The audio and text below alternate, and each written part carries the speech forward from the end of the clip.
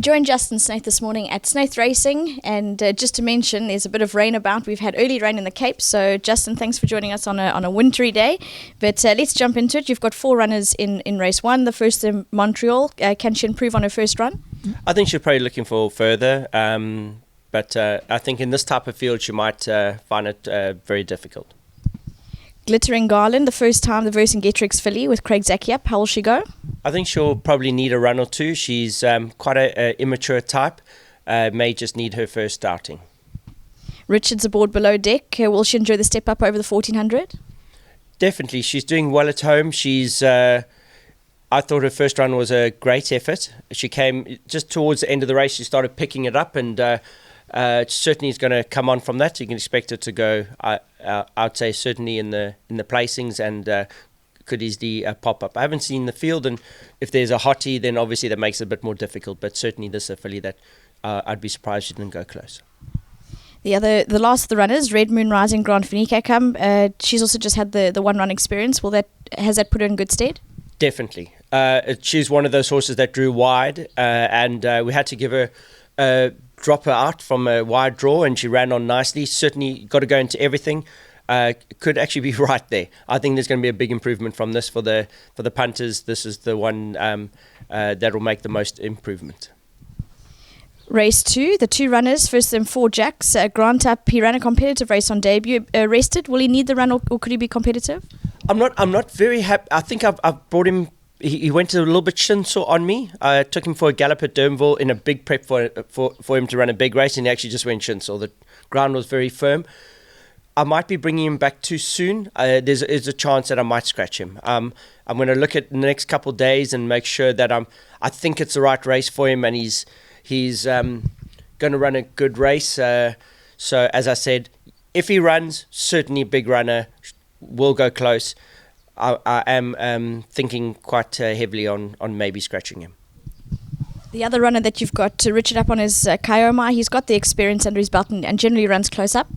Very unlucky last time. One of the races to watch. You can see last time Grant dropped him out to the back of the field. He was odds on and came flying late. Very unlucky run last time out. Certainly going to improve here. I was a bit annoyed, like obviously the racing was postponed and then moved again, and we went from a good draw to now a bad draw. So he's just got to negotiate that, but Richard's in good form, and I'm sure it won't be any problem while he's making us some coffee there. Race 3, another number of runners. Intimidator won his last start, coming off a little bit of a rest. Will he go well fresh? Yes, he's always he's one of those horses that's naturally fit. So yes, in form, certainly, maybe going up every now and again with the handicappers every time he wins, but in this sort of field, I think he'll be right there. Give me more time. He seems to be knocking on the door and not drawn to bad in 6. Yes, I mean, for the punters, for me, very hard to separate these horses, for pick 6 purposes and things like that. You've got to put them all in. One keeps running right on top of them and is overdue for a win. Very overdue for a win, could easily pop up here. And as I said, the other one also, he's also got great form, winning 2 races. So very hard to separate them. Poltergeist, we know that he can see spooks from time to time, but he's stepping up over the 1600 meters. Is it just a trial to see how he's going to go? Listen, I saw spooks for a long time after I watched my first Poltergeist movie. I can assure you, I think I'm scarred still to these days. We're trying the mile, completely hit and miss. He doesn't look like a miler, but we have to try at some point. He's by Savannah. A very hard one to call. As I said, more than likely he's not going to stay, but if he does, obviously he'll run a big race. So for punters, they must just make the call there. The last of the runners in this race, Craig Zakiap, Keisha Raz, hasn't been in the best of form. Can he turn that around? Definitely a horse that I think he's dropping in the handicapping and eventually he's going to pop up. It's very simple. I would have liked maybe a better draw. It's going to make it very difficult from there on where to place him. Certainly has upset potential, and if you're going wide, don't leave him out. He is a horse that's going to pop up soon. Race 4, you've got the one runner, Pekelpa. What type of run are you expecting from her? Probably looking for a little bit further now with her. She's pumping powers sister, so could easily in this sort of division maybe run a good race. If you're going wide, put her in, but I'd probably think when she's going a little bit further. But in saying that, in these conditions, I think she'll relish the conditions. She's a very light frame filly. If you're going wide, put her in. We move on to race 5, being the World Sports Betting Suite Chestnut Stakes, the listed event. Quintus Light, she's one of those fillies you can never leave out. Always run such a good race. Exactly. Very consistent. Certainly got to go in. She cracked a lovely draw here, and she's prime for it. So where some other horses may be needing a little bit further and things like that, she's spot on. You've also got Charbella, obviously the classy type of filly, coming off a bit of a rest. Is this just a stepping stone? No, I think she's ready. I think she'll run a big race. I think this is her race of the season. I think 1400. She's deadly. Expect a big run here again. Great draw. Redid the race, and we drew a little bit wide. So, but she should be quite easy to place in this sort of a field. Certainly, one of the horses on the day I'd expect a big run from. You've got a strong hand in race 6, being the Champagne Stakes. First up, we're jamming back over what is sort of touted as his type of distance. Well, there's an argument in the family. My father's sitting right there, Einstein. He says this horse should be running in the Derby, not at 1200. So there's an argument. He's by Duke of Marmalade. Obviously, they all go ground. What we found is a very interesting thing with him. He doesn't corner well. So back up the straight, let's see how he runs. He's nicely weighted here, considering Rio Kawari's carrying 62.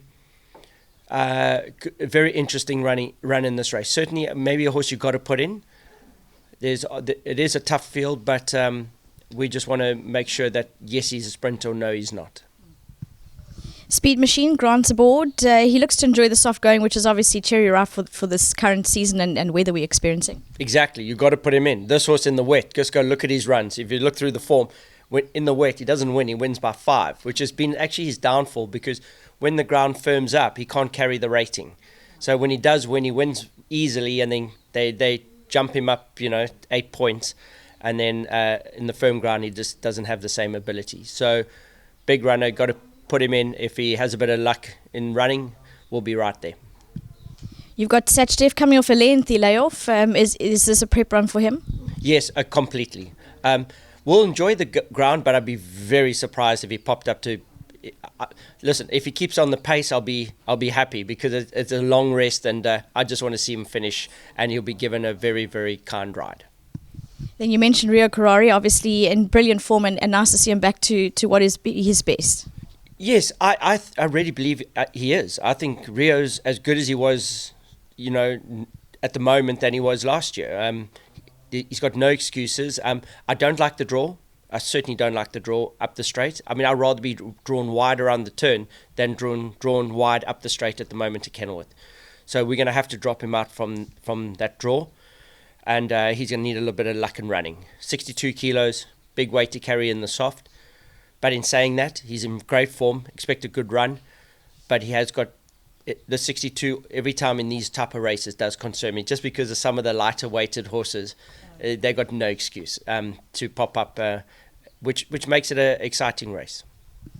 Race 7, the World Sports Betting Variety Club Mile. You've got also well represented. First up, Native Tongue. What you expecting from him? Likes the conditions. First run back from a rest was a very impressive run. Wow! I mean, I put him in a 1100 for a gallop, and he got beat a length or two. I mean, it was a very impressive run. So on the back of that run, yes, he has a good chance, but this is quite a strong field. So he will have his work cut out. If you want to go a little bit wide, put him in. It's raining William. He looks a lovely sort. Is he coming to this race fresh and well? He is fresh. I do think he could probably be a little bit fitter. Might have liked another run. I was actually going to take him to the Eastern Cape for the guineas there, but the African horse sickness put pay to that. And this is a race I'm very interested to see where he is and what his ability is actually. He ran close up in the sales race, but those sales races never hold, the form never stands up. So another one, if you're going wide, put him in, but a tough race. You've got, without question, Richard Up. He's a really ultra-consistent sort. This horse is my most improving 3-year-old. He ran an absolute cracker in the Derby, but half the half the field didn't stay, so it made it a lot easier. Probably my horse that I'll go into the season with, some of the daily news. So this is a prep into the daily news. He'll run on Monday, and then he'll go on Wednesday straight up to Natal and contest the daily news. So obviously we have him in very high regard, and it's very interesting. Richard had the option of riding anything in this race, and he chose him. So I think that shows a lot of confidence coming from Richard. Pomp and Power ran a brilliant race in the Met. Do you think Gavin Up, a good horseman, do you think he'll go well? It's very hard to find good horsemen nowadays. I'm running out. And then JP was going to ride him, who I think's a very chilled rider and would suit him. And unfortunately, he's suspended. So very luckily got Gavin. And Gavin comes from a amazing background of horsemen and stuff. So I think he'll have no problem with this horse whatsoever. 62 kilos, a bit of a worry in the soft. This certainly is a prep just to bring him on. So if he pops up here, you can see him shortening for the Hollywood Durban July straight away. But I would be surprised in this type of race. But certainly horse do not leave him out of anything. If he runs, there's very few horses in the country that can beat this horse. When he's on song, I don't think there's anything in the country that'll beat him over 2,000 meters. So let's see how he goes on Monday. And Hoedspruit, really a fantastic return to form last time. I think we're all excited to see that. Do you think he can repeat that effort? Very much so. And he likes a soft. I was very surprised, very interested for the punters. I saw Louis jumped off him, lastminute.com, jumped him to ride, I think it's Glenn Cotson's horse. So that'll be interesting to see which one finishes in front. This horse, you can't leave out anything in the soft ground. If we have it on, we must have it on Monday. Huge runner in soft ground. So this is the horse I think will be right there and is one that the punters can rely on. In the last race, again, lovely horses. You've got Future Swing. He's run his last 3 races on the trot. Can he do it again? He's doing exceptional. He looks amazing. I mean, I don't think I've got a horse that looks as well as he does now in the middle of winter. I was going to take him to the Derby in the Eastern Cape, but obviously horse sickness has put pay to that as well. So we're going to rather keep him here. He's a horse I just don't want to be stuck in the Eastern Cape with. He's a very nice progressive horse. Certainly a horse I'm looking as a 4-year-old to do well. I expect a nice run from him here, but he is I think up to 2,000 we're going to see the best of him. So very competitive races, got to go in, but you might need to put 1 or 2 others in.